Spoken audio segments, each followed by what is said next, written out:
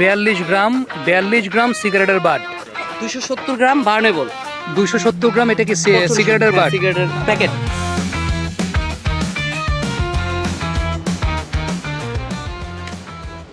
রে মিয়া, আসসালামু আলাইকুম। অবস্থাটা চিন্তা করে দেখেন, একটা লোকাল কমিউনিটি এরিয়া, চিপসের প্যাকেট, প্লাস্টিকের বোতল, স্যালাইনের প্যাকেট, সিগারেটের প্যাকেট, সব কিছু এই জায়গাটায় আছে।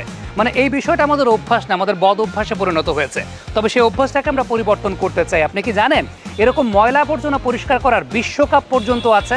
এক্স্যাক্টলি, ময়লা আবর্জনা পরিষ্কার করার বিশ্বকাপ পর্যন্ত আছে, যাকে বলা হয় স্পোগমি বিশ্বকাপ, যেখানে আপনি এরকম ময়লা পরিষ্কার করে বিশ্বকাপ পর্যন্ত অর্জন করতে পারেন।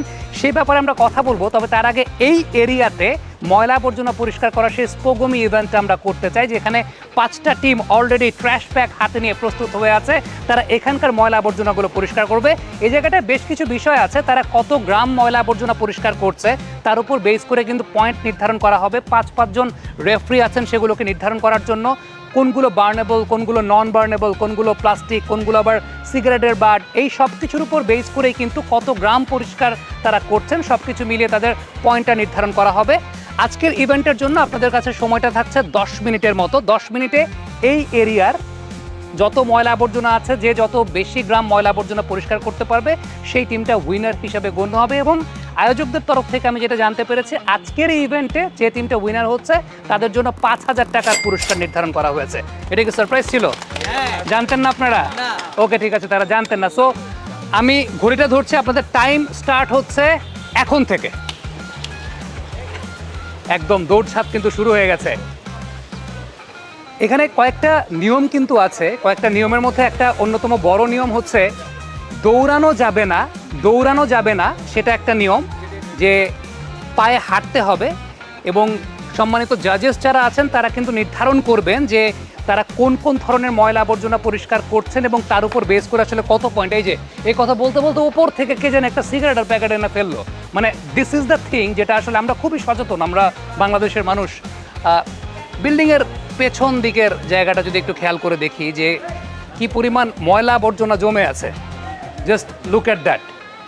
এবং একটা বিষয় তো ভালো যে এই কমিউনিটিতে যারা থাকছেন তারা একটা কৃতজ্ঞতা প্রকাশ করতেই পারেন যে তাদের বিল্ডিংয়ের আশেপাশে তারা যে কত সুন্দর একটা পরিবেশ করে রেখেছেন। জাস্ট লুক অ্যাট দ্যাট, বিল্ডিংয়ের আশেপাশে কত সুন্দর পরিবেশ করে রেখেছেন তারা। সেই সুন্দর পরিবেশটা অসুন্দর করছে আমাদের এই ভাইয়েরা।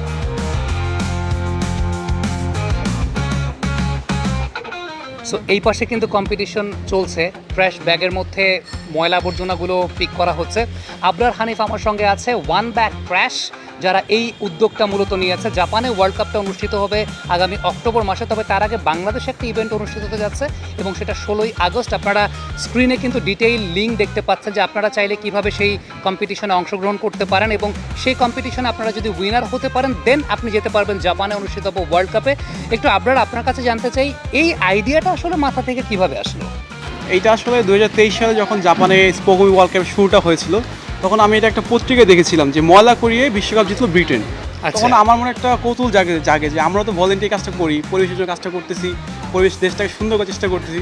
তখন আমি এটা নিয়ে আর কি একটু অনলাইনে ঘাটাঘাটি করি, তখন জানতে পারি যেটা হচ্ছে এটা নিয়ে একটা ওয়ার্ল্ড কাপ হয় এবং এই ওয়ার্ল্ড কাপে হচ্ছে জাপানে এটা হয়। আমরা গত বছর অক্টোবরের দিকে আমরা ওদের সাথে যোগাযোগ করি এবং প্রায় 4-5টার মতো ইন্টারভিউ দিই। তো ওইখানে 4-5টা ইন্টারভিউ দেওয়ার পরে ওরা আমাদের কাছে জানতে চায়, আমাদের কাজগুলো দেখতে চায়, আমরা আমাদের কাজগুলো বলি, শেয়ার করি, আমাদের জার্নিটা শেয়ার করি। দেন তারা আমরা এখানে প্রায় 8টা টিমের সাথে কম্পিট করে 8টা টিমকে চেঞ্জ করে বাংলাদেশ হচ্ছে মূল বিশ্বকাপে জায়গা করে নিই। এখন সামনে আগামী 16ই আগস্ট যে ইভেন্টটা হচ্ছে সেটার প্রিপারেশনটা কেমন, কারা কারা সঙ্গে আছে? এইটাতে আছে আমরা রেজিস্ট্রেশনটা পুরো বাংলাদেশে উন্মুক্ত রাখছি। বিশেষ করে অনেকগুলো ডিস্ট্রিক্ট থেকে টিম আসছে, বিভিন্ন ভার্সিটি, কলেজ, মাদ্রাসা থেকে টিম নিচ্ছে এখানে। আমাদের এই খেলাটা বাংলাদেশে নিয়ে আসা একটা অন্যতম লক্ষ্য হচ্ছে আমরা এই খেলার মাধ্যমে পুরো বাংলাদেশের মানুষকে একটা মেসেজ দিতে চাই, আপনার পরিবেশটা নিয়ে ভাবুন, পরিবেশটাকে ভালোবাসুন, পরিবেশের যত্ন নিন।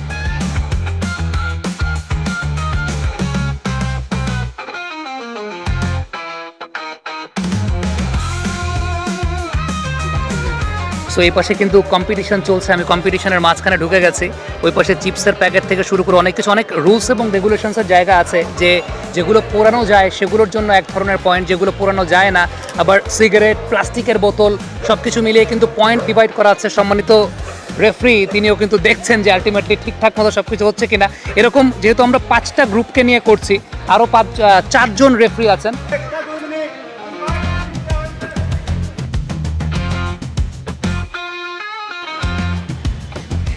এই 5টাতে ওরা দুজন কিন্তু কনফিউজড, কারণ অবস্থাটা চিন্তা করে দেখেন যে একটা বিল্ডিং এর নিচে মানে কত বিচ্ছিরি একটা পরিবেশ, কিন্তু ওরা কনফিউজ যে কোনটা ছেড়ে আসলে কোনটা উঠাবে। তার মানে চিন্তা করে দেখেন যে এই টাইপের ইভেন্ট, এরকম একটা কম্পিটিশন করার সময় ওরাই কনফিউজ হয়ে যাচ্ছে যে কোনটা ছেড়ে কোনটা উঠাবে। ব্যাপারটা কি এরকম যে কনফিউশনে পড়ে যাচ্ছ যে এত ময়লা, আমি আসলে কোনটা রেখে কোনটা নিব বুঝতে পারতেছি না, এদিকে টাইম শেষ হয়ে যাচ্ছে। ওকে, টাইম শেষ হয়ে যাচ্ছে কিন্তু কোনটা রেখে কোনটা নেবে বুঝতে পারতেছে না। কেমন অনুভূতি দুই বিল্ডিং এর মাঝখানে যে এত সুন্দর পরিবেশ? দারুণ অনুভূতি। দারুণ অনুভূতি। ও ইচ্ছা মতো কালেক্ট করছে। এই যে সিগারেটের বাট তোলা নিয়ে কিন্তু আগ্রহটা অনেক বেশি, কারণ 1 কেজি সিগারেটের বাটের জন্য 3000 পয়েন্ট। কি পরিমাণ মানুষ এই পর্যন্ত পাইলা যে সিগারেটের সঙ্গে বন্ধুত্ব, ক্যান্সারের সঙ্গে বন্ধুত্ব? ভাই বহুত মানুষ। ওই যে এই পাশে পড়ে, এই পাশে সিগারেটের বাট 3000 পয়েন্ট কিন্তু 1 কেজি সিগারেটের বাটে। সো টাইম আপ হয়ে গেছে, ময়লা সংগ্রহ শেষ হয়ে গেছে। এখন 5টা গ্রুপ যারা আছেন, সেই 5টা গ্রুপের ময়লা কত গ্রাম করে তারা তুলেছেন, কোনটা কত গ্রাম তুলেছেন, সম্মানিত জাজেস যারা আছেন তারা সেগুলোকে কিন্তু এখন নির্ধারণ করবেন।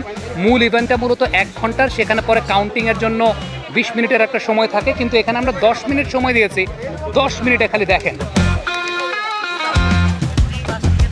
সিগারেট খাওয়া, সেটা অনেক বড় কুলনেস। আবার সিগারেটের বাটগুলোকে রাস্তাঘাটে ফেলে যাওয়া, সেটা আরও বড় কুলনেস। কোন কোন ধরনের আবর্জনা মার্কিংয়ের আওতায় আসবে সেগুলো জাজেসরা ঠিক করে দিয়েছেন। ঠিক করার পর এই মুহূর্তে ওয়েট মাপা হচ্ছে।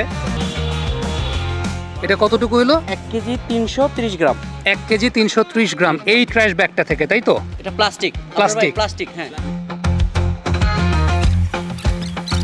270 গ্রাম বার্নেবল। 270 গ্রাম। এটা কি সিগারেটের বাট? সিগারেটের প্যাকেট। সিগারেটের প্যাকেট বার্নেবল 270 গ্রাম। কাগজ। 42 গ্রাম সিগারেটের বাট।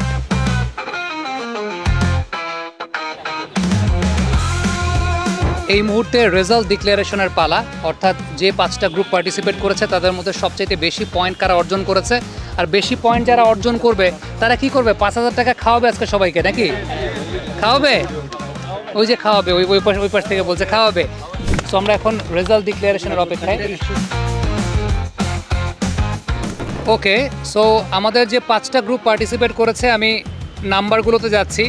টিম স্টর্ম তারা পেয়েছে 106.1। দেন টিম ইগল তারা পেয়েছে 113.23। যদি পয়েন্টের দিক থেকে একটু পেছানো, কিন্তু একটা নোবেল কাজ তারা প্রত্যেকেই করেছে, কারণ এই পার্টিকুলার কমিউনিটির যে ময়লা আবর্জনাগুলো ছিল সেই ট্র্যাশগুলোকে তারা পরিষ্কার করেছে। আর একটা তালি সবার জন্য। এবার আজকের এই কম্পিটিশনের 3rd প্রাইজ উইনার OBD 137.73। এবার আজকের এই কম্পিটিশনের 2nd অর্থাৎ রানার আপ ট্র্যাশ আপ 145.5 এবং চ্যাম্পিয়ন তাহলে কর্ণফুলি 181.72। তার মানে তারা কি পরিমাণ হিউজ পরিমাণ ট্র্যাশ তারা সেই জায়গা থেকে উদ্ধার করেছে। আপনারা কি এখন এই 5000 টাকা আমাদের সবাইকে খাওয়াবেন? এক্ষুনি খাওয়াবে। সকালে কেউ নাস্তা করে আসে নাই, সো এক্ষুনি সবাইকে খাওয়াবে। এই যে বাচ্চারা যে তাদের নিজেদের মতো করে এরকম একটা উদ্যোগ নিয়েছে, অভিভাবক হিসাবে আপনার কাছে এটা কেমন লাগছে? আমি বাচ্চাদের সামনে দাঁড়ালে আমার মনে হয়েছে আমি যদি আজ আগাই, আরেকজনের গার্জেনও আসবে, এভাবেই তো আগাবো। এই জন্য আমি সব সময় ওদের সাথে আসি, যাতে আমাকে দেখে আরও গার্জেন আসুক এবং ঘর থেকে শুরু হোক পরিষ্কার হওয়া। সামগ্রিকভাবে স্পোগমের বিশ্বকাপটা মনে হয় পৃথিবীর প্রথম বা একমাত্র বিশ্বকাপ, যে বিশ্বকাপের উদ্দেশ্য হচ্ছে এই বিশ্বকাপটা আর যাতে না হয়, অর্থাৎ আমাদের আশেপাশের পরিবেশ যাতে অপরিষ্কার না থাকে। সবচেয়ে উল্লেখযোগ্য ব্যাপার, আমাদের বাংলাদেশের মতো দেশে এই ধরনের বিশ্বকাপ, এই ধরনের ইভেন্ট, এই ধরনের উদ্যোগ সবচেয়ে বেশি গুরুত্বপূর্ণ। আমরা জানি যে ঢাকা শহরটা পৃথিবীর অন্যতম দূষিত শহরে রূপান্তরিত হয়েছে। এটার যেমন প্রাকৃতিক কারণ আছে, ঠিক তেমনিভাবে মানবসৃষ্ট কারণগুলোও কিন্তু আছে। স্পোগমের বিশ্বকাপ সমৃদ্ধ হোক, বাংলাদেশের টিমটা যারা পার্টিসিপেট করবে তাদের সর্বাঙ্গীনভাবে সফলতা কামনা করছি। তবে তার আগে আবারও বলতে চাই, আগামী 16 তারিখ অর্থাৎ 16ই আগস্ট বাংলাদেশের ইভেন্টটা কিন্তু অনুষ্ঠিত হতে যাচ্ছে এবং ওয়ান ব্যাক ট্র্যাশ তারা এই আয়োজনটা সম্পন্ন করছে। রেজিস্ট্রেশন লিঙ্ক দেওয়া আছে। যারা পার্টিসিপেট করতে চান, যারা চিন্তা করতে চান যে হ্যাঁ আপনারাও বিশ্বকাপে অংশগ্রহণ করতে চান, দেশের জন্য কাজ করতে চান, তারা কিন্তু অংশগ্রহণ করতে পারেন। অসংখ্য ধন্যবাদ এতক্ষণ আমাদের সঙ্গে থাকার জন্য।